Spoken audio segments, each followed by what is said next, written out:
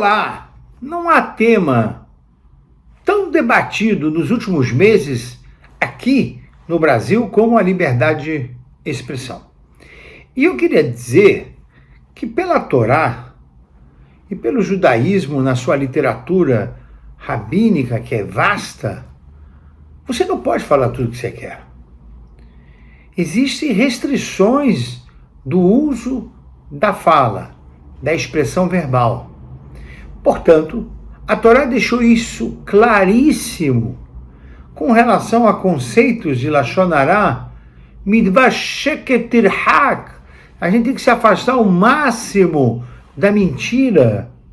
E se eu minto e agrido o outro, ofendo o outro, ou se falo fofocagem do outro, sobre o outro, sobre uma situação, eu infrinjo o que está escrito na Torá. Lo telech rachir be'amecha. A Torá, no livro Números, Bamidbar, capítulo 12, fala de um clássico episódio. Miriam e Aharon falam sobre Moshe Rabbeinu. E a Torá condenou essa fala de Miriam e de Aharon, que na época, nas circunstâncias, falaram sobre Moshe Rabbeinu, sobre o seu casamento, sobre a relação dele com a mulher dele. Teria Miriam e Aharon ouvido queixas da esposa de Moshe?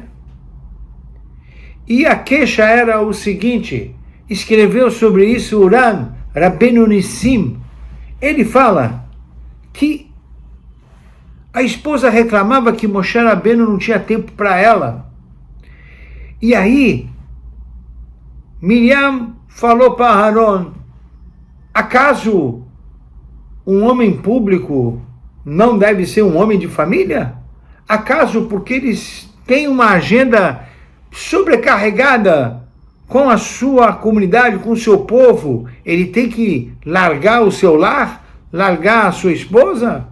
Esses foram os comentários de Miriam a Aharon sobre o Moshe Rabbeinu. Ora, ainda que a matéria em si do tema, ele é bastante sugestivo. Afinal de contas, um homem profissional não pode se dedicar à sua profissão e largar sua esposa e seus filhos.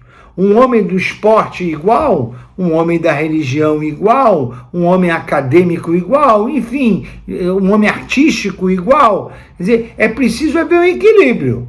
Então, nessa fala e nos comentários do Rabbeinu Nissim, caiu que este é uma fala inadequada, é uma fofoca, é um comentário interpretativo que fere a imagem do outro.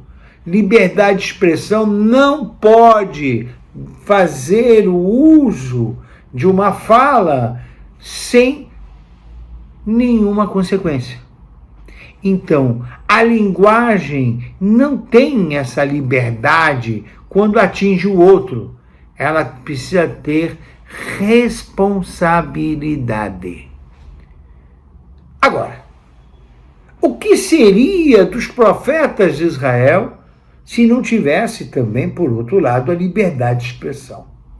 Eu convido vocês a ler o capítulo 1 de Isaías, por exemplo. Lá, o profeta condena a corrupção, condena a injustiça, condena a situação política de seu período, dos governadores, dos juízes, corrupção em todas as categorias do executivo e do judiciário da época. Se ele não pudesse falar, ele não seria profeta. Então, Miriam e Aharon foram repreendidos. E Isaías não? Como explicar a liberdade de expressão versus responsabilidade de expressão? Quem escreveu sobre isso muito bem foi o Maharal de Praga, no livro Be'er Agolá. No Be'er Shevi'ai, ele diz claro lá que o assunto de falar mal do outro a Torá proibiu. Mas falar mal, criticar, ainda que ironizar a matéria, o conteúdo, o sistema, não está proibido. Ao contrário, Maharal de Praga, que viveu no século XVI, ele tinha testemunhado na sua época um ataque constante ao judaísmo por parte das autoridades religiosas da religião cristã da época.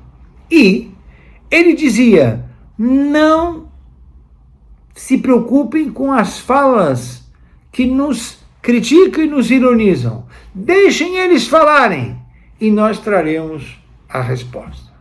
Quando a fala crítica é ao sistema, é ao título, à matéria, ao capítulo, nós vamos usar a linguagem para defender, criticar o conteúdo, a matéria em questão.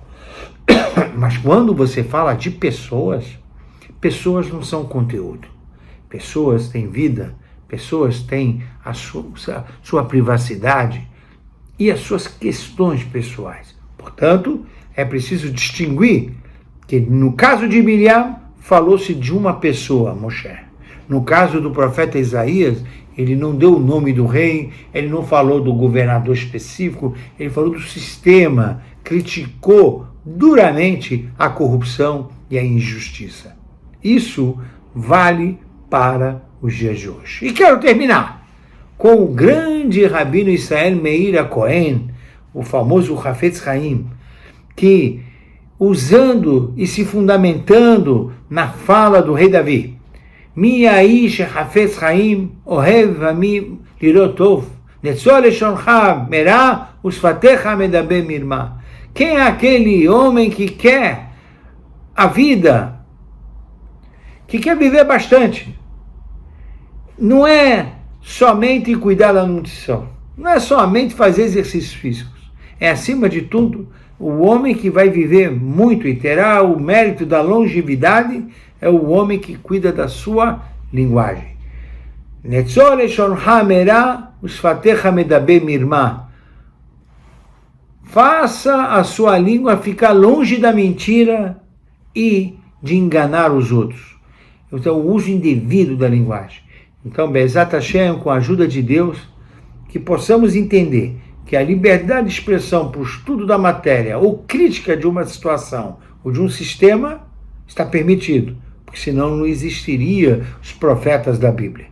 Mas quando isso se torna a ferir uma pessoa, ainda que de forma verdadeira e correta, isso não pode ser feito da maneira como hoje nós assistimos ataques pessoais na mídia, na internet. Isso está reprovado pela nossa Torá. Isso precisa estar internalizado dentro de nós para que o bom Deus possa ver a nossa sociedade toda ampla, agindo, trabalhando, ainda que haja discussões de ideias, mas nunca com ofensa às pessoas. Pense nisso. Shabbat Shalom, Umevorah.